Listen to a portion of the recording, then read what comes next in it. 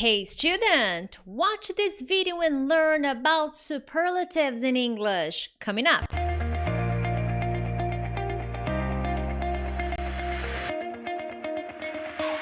Hey friends, Teacher Prix here to help you talk to anyone, anywhere, anytime in English. First of all, as usual, thank you so much for joining me on another lesson.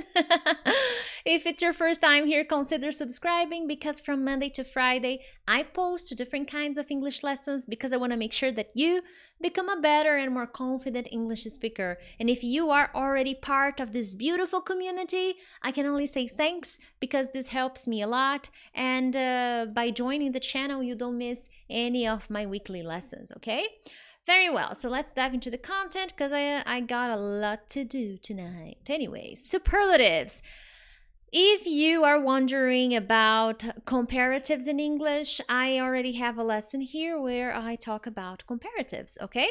So if you want to learn about comparatives, check out my channel because I have many lessons here. And comparatives was a lesson I gave a few weeks ago, maybe a few months ago. So let's focus on superlatives, okay? First, what is it? What is a superlative? Or what is this? Teacher?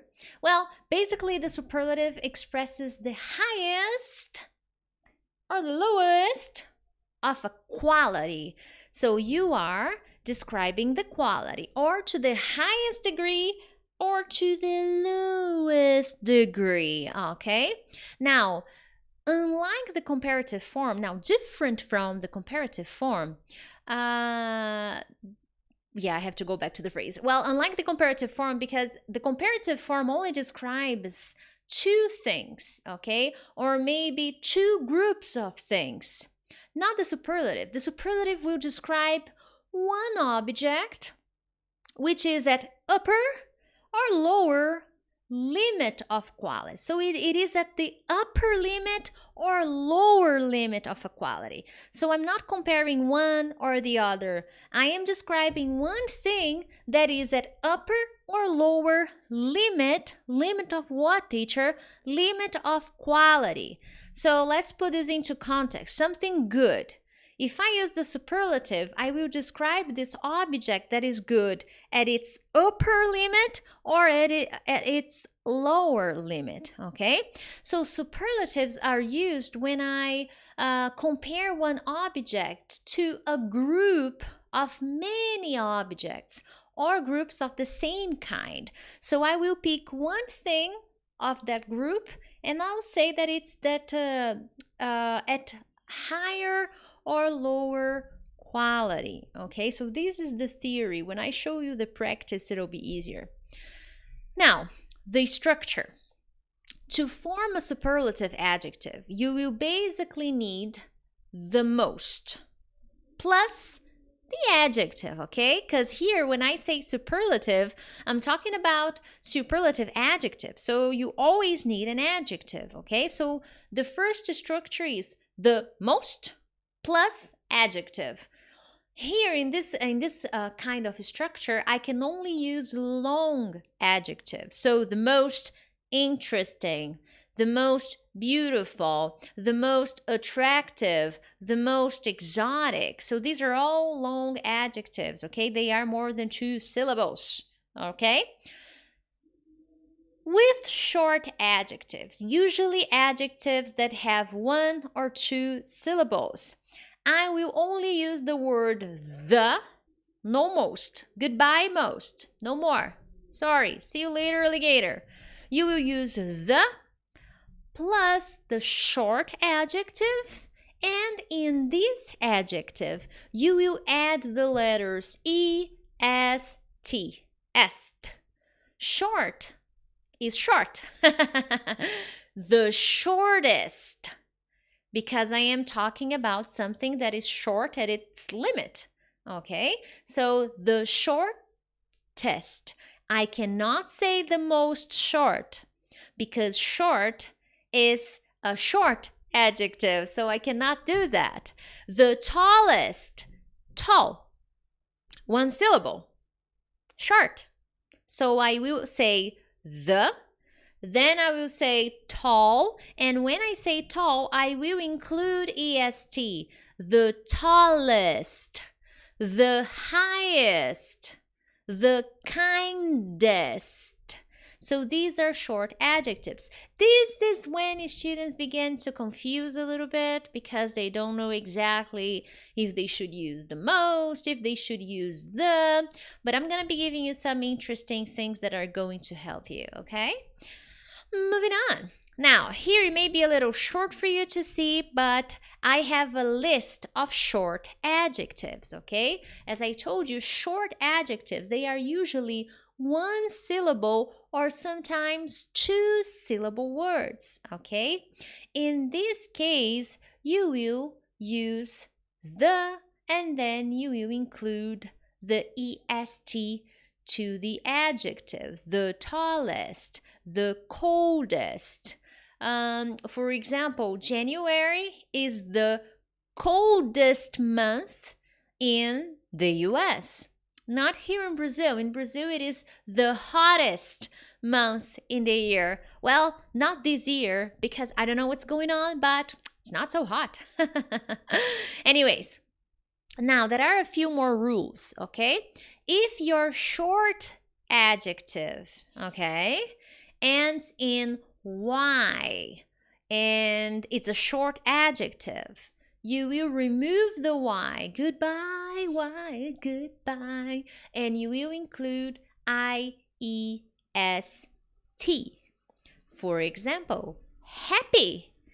Happy is a short adjective, and Gertrudis just gave a nice example. Brazilian people are the happiest ones in the world, are the happiest people in the world, are the happiest in the world. I agree with you. And why did she say happiest?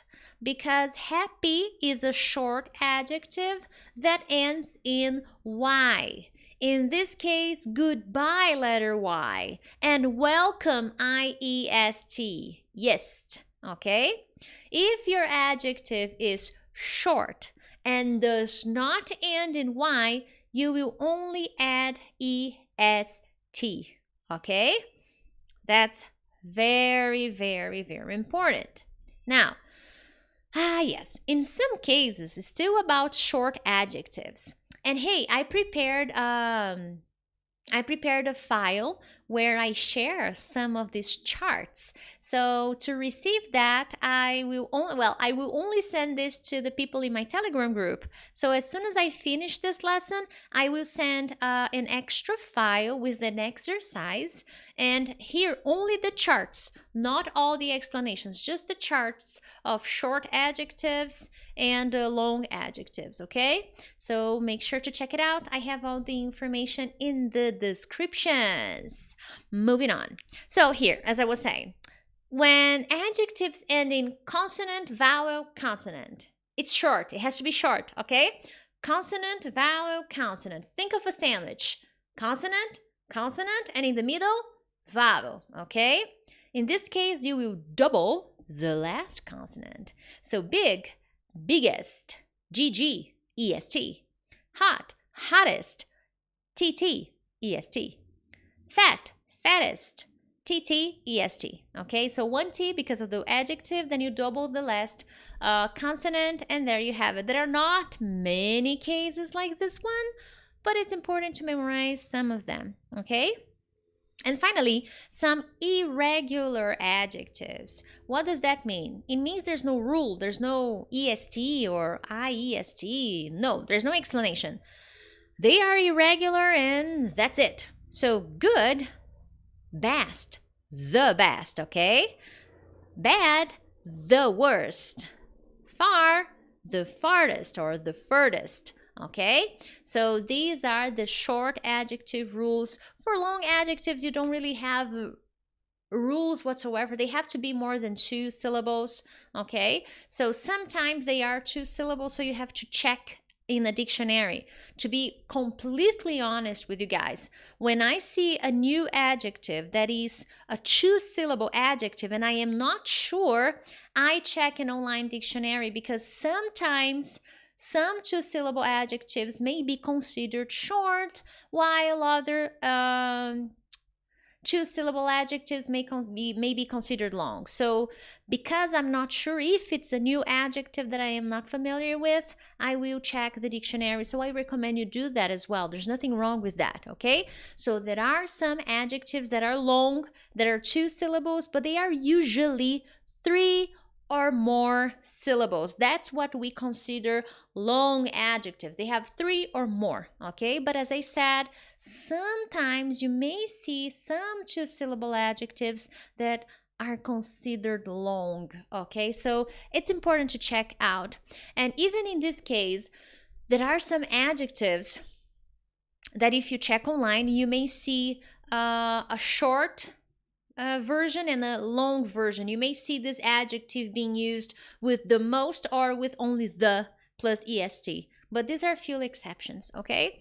Now, long adjectives here, I have some examples: the most beautiful, the most famous, the most immense, the most wonderful, the most dangerous, the most interesting, the most popular, the most attractive, and I wrote it incorrectly. I typed a C instead of a V. The most handsome, okay? So these are important verbs. Well, adjectives. Anyways, here are some examples.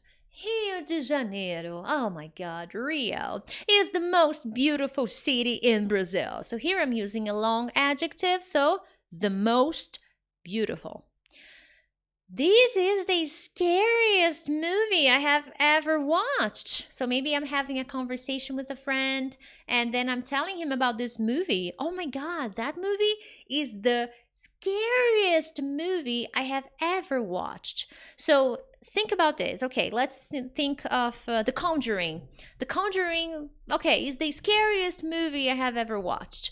So if we analyze superlative, there are many movies that I have watched. I have watched many scary movies, but The Conjuring is the scariest one. So remember when I told you that when I use superlative, I'm describing one object, one thing that is at upper or lower limit of quality. So here the quality is scary. And I'm saying that from all the movies I have watched in my life that I don't remember right now, The Conjuring is the most upper limit of quality. The most, in this case I can't say the most, but the scariest movie I have ever watched. Now, because scary is a short adjective that ends in Y, I will remove the letter Y and I will say yes, the scariest. And I need to use the scariest movie, okay? Disney is the most magical place in the world. So most magical. So upper quality, upper limit of quality here, the most magical. I imagine that there are many beautiful parks, that are amazing and beautiful, but Disney, my friends, the most beautiful, the most magical park where dreams come true. June is the hottest month of the year in the United States, not here in Brazil. So June is the hottest. Now, there are 12 months, okay? But June, upper limit of quality. The quality is hot.